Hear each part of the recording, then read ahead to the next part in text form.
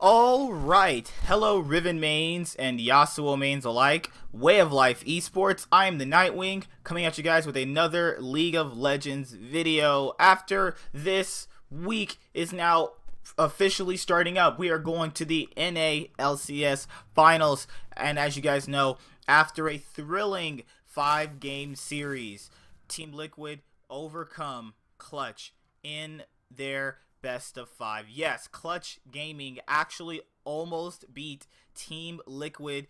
It would have been one of the most biggest upsets in LCS history if they were to have actually pulled that off. Now, we're going to have to talk about this series as well. The reason why I didn't talk about this series yesterday was that I got off work and then I wasn't able to really talk about it because I hadn't even watched all the games, and then I watched all the games and I formed my own personal opinion, saw gameplay, map rotations, macro movement, just a whole bunch of things that would go into, well, basically watching a best of 5, which obviously entails to, looking at everything from an objective point. What I will say about Clutch is that they played their hearts out. I will give my undoubtable grasp to you, Clutch. You played your hearts out. Huni, Demonte, Lyra, Cody Sun, and Vulcan all played out of their minds. Now, there is to say that there was a few individual mess ups over the course of a best of 5, and that's going to happen with, best of 5s in general. But I feel like this series should be a clear-cut indicator as to what you should expect from a best of 5 compared to a best of 1, because I feel like a lot of people need to understand that a best of 1 is completely different than a best of 5 in almost every aspect just ever, because you have to understand that we get to see one sample size game for 9 weeks straight as over the course of where it totals to 18 games. In a best of 5, there are teams that obviously will look better in best of 5s and look worse in best of 5s because of the nature surrounding the game and surrounding the league. And this will go to show you that just because there's a 5th and 6th place team doesn't mean they're not going to be able to obviously, do well in a best of 5, because you have to factor in this is more games to show off strategies, more games to show off different champions, more games to show off different ban priority, different red and blue side picks. Remember, in a best of 1, you don't get those options. It's kind of just really, really straightforward. You get to ban out one, champion for as per every single role you're going to take something in.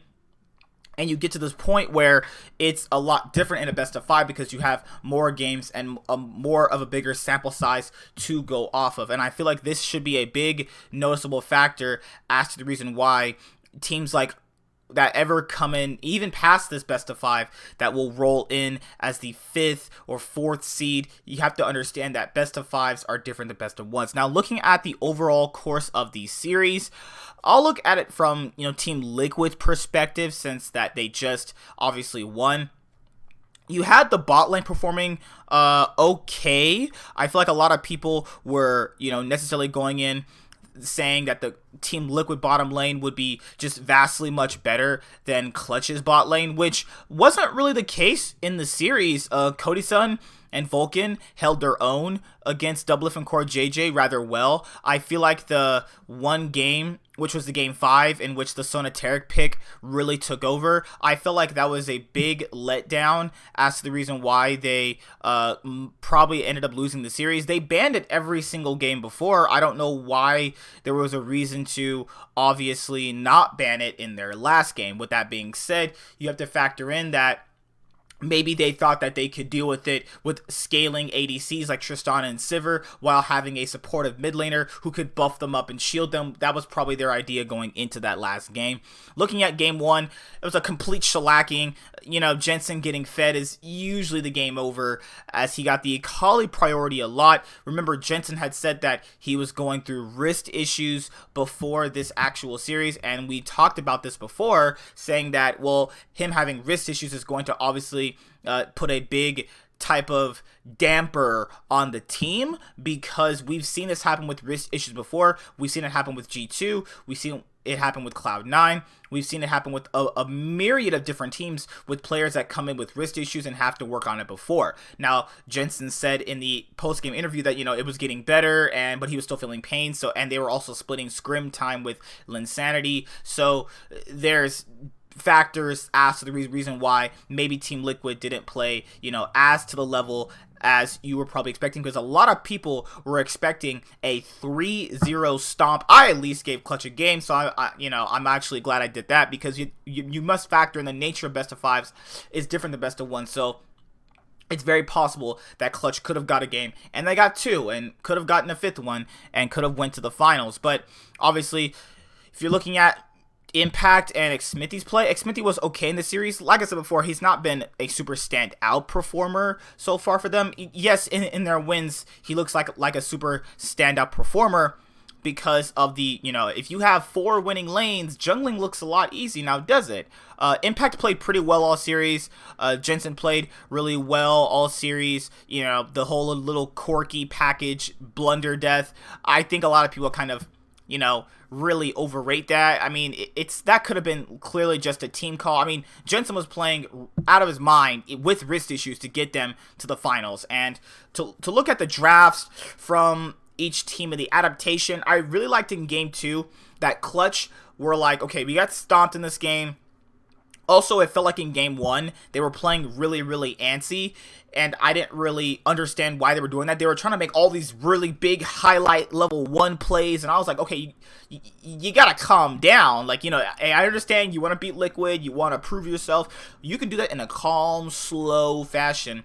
Game 1, they try to do all this little fancy stuff, level 1 to 3 with their champions, and they get absolutely railed. It's not even funny. Game 2, they bounce back. Vulcan picks the Leona, and that is a good surprising pick into the Team Liquid composition that they pretty much ran back straightforward. The Quenya became a big priority pick in the series. You guys know that Demonte plays the Quenya. He's the one that first busted it out here, so he's gonna pick Quenya if it's open, and he did in their game 4 where they secured a win. Game 3, Team Liquid, beat them again, and it was a pretty big affair back and forth with both teams. And looking back at the series, I really did enjoy the series. I'm really glad Clutch brought their A game. It just wasn't enough. Huni and Demonte were just playing out of their minds. Huni was solo carrying the games that they were winning, and pretty much winning a lot of the majority of his matchups against Impact, and vice versa as well. But now that this is literally over, with Team Liquid beating Clutch, you know what that means? That means my boys Cloud9 and TL are going to go to Worlds as the 1st and 2nd seed. So when the finals come around this week on Sunday, it doesn't matter if C9 lose or if TL lose, they're both going to Worlds. All they're playing for is seeding at Worlds. And, looking at how vulnerable TL looked against Clutch, I think it wouldn't be out of the realm that Cloud9 could beat them. I'm going to predict Cloud9 3-2. I'll obviously have my points laid out in the podcast later on this week as to the reason why I think that they can finally overcome Team Liquid and become the rightful kings of North America. But with that being said, Clutch are going to be facing up against CLG, and it should be a Clutch favored matchup. I mean, Clutch almost beat TL, and CLG kind of almost borderline got 3-0'd by Cloud9. So, I mean, if you're picking CLG into that matchup after what you just saw, you are crazy. But I mean, if you're a fan, then okay, you can choose CLG. And then vice versa goes for every single other team. So the 3rd place match is playing for seeding in the Gauntlet, actually. With that being said, the Gauntlet leads to Clutch Gaming, CLG, TSM, and FlyQuest. Yeah, those are our Gauntlet teams. And then this matchup coming up with the 3rd place match will decide seeding. So the 3rd place match actually having some, some meaning. I know some people don't like the 3rd place match, and I like it. It's more League of Legends for you, so I don't know why you don't like it. I mean, I like it for different reasons that I'll explain in the podcast, and I don't want to go over those reasons right now. It's more of literally just a benefit toward you to have those 3rd place matches in areas that where you can't see League of Legends like I can, which is literally 2 hours away from where I live. So there's a lot more that I'll explain for that, obviously in that podcast coming up this Thursday. So yeah, Cloud9 and TL heading to Worlds, and I am so proud of the boys at Cloud9. They have performed really well all year. They put in a lot of hard work. They got a new mid laner. People were really skeptical, as you are probably going to be because of a new player coming into their team, but they managed to get there. TL managed to get there, and the Kings of North America at Cloud9 and TSM Cloud9 and TL are going to be heading to Worlds. Now, can TSM reclaim that king position? We'll have to see. I'll have my own separate TSM video coming out either later on today or tomorrow, actually talking about TSM, because I want to actually give my thoughts and opinions on just how in the actual hell they just fell from grace this year when it looked so good for them. Also, most people are going to probably wonder why I'm wearing this jersey. This is my newest jersey that I got, and I'm really happy I got it. It looks really good, doesn't it? This is the Fnatic 2017 jersey. This was the first year that Caps played with Fnatic coming into the LEC. So, yeah, a little fun fact for you guys. And this is the split where Reckless played Kennen AD carry when that was a thing, so... See you guys later. Like, comment, subscribe. Most of all, enjoy. I'm the Nightwing, Way of Life Esports, signing out. Who will you pick to win the NALCS finals for Cloud9 versus TL? Hey, the boys in blue. It's literally the battle of the boys in blue. And can Cloud9 finally reclaim their title?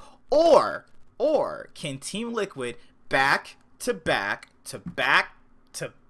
championships? Team Liquid would have a 4-peat for championships if they beat Cloud9. So yeah, also I'm not gonna discredit the third place match. Looks spicy too. CLG having that massive comeback in game 3 and Clutch putting on the show of their lifetime against TL. So yeah, see you guys later. I'm signing out. Bye. Hashtag always Fnatic. Nope, that's the wrong tag. Hashtag C9 win? No.